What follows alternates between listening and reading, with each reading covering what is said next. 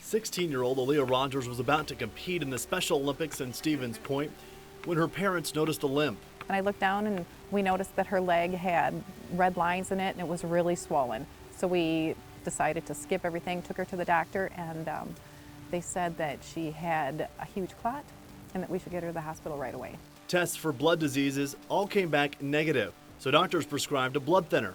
We were kind of, that's good, but what's that mean, right? And the consensus was, one blood clot can happen. We'll give people one, right? And if she ever gets a second one, well, then we have to do more.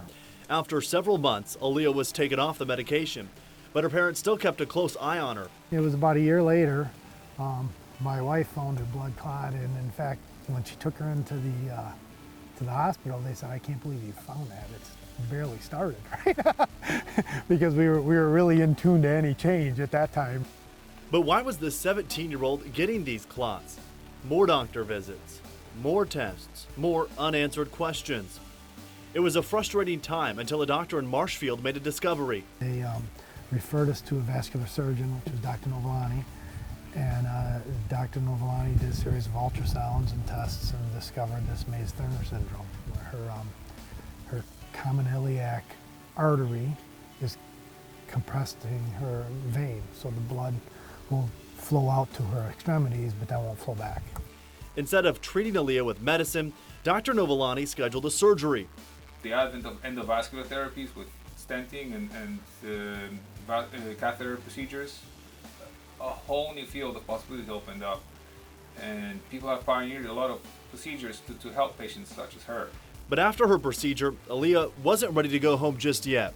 It was just a long stay. It started out, it was supposed to be 4 days, and it ended up to be the longest 51 days of our lives. Alia had several complications during her recovery. It was just a situation where you had a nosebleed where an ENT couldn't get it to stop because she was on blood thinners, and she couldn't come off blood thinners, right? Because her leg would clot. So that went on for, I want to say, 3 to 4 weeks. But the staff at Children's Miracle Network were with them every step. I was sleeping one night and I woke up to one of the RNs talking to her, putting chapstick on her lips because they were dry from the hose in her mouth or the tube and down her throat. And I almost cried because I thought, how sweet is that? And afterwards I talked to her and she said, I do that because if I were in her position, I would want somebody to do that to me or for me. And that's how they all work. The unknown is so scary.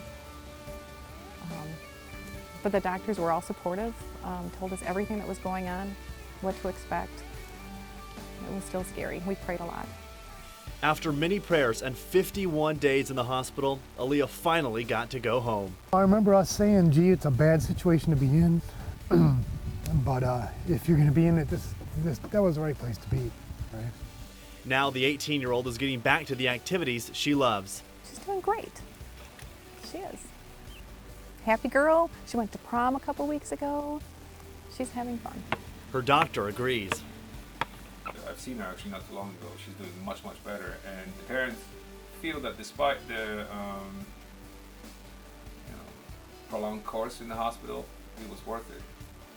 So that's very comforting.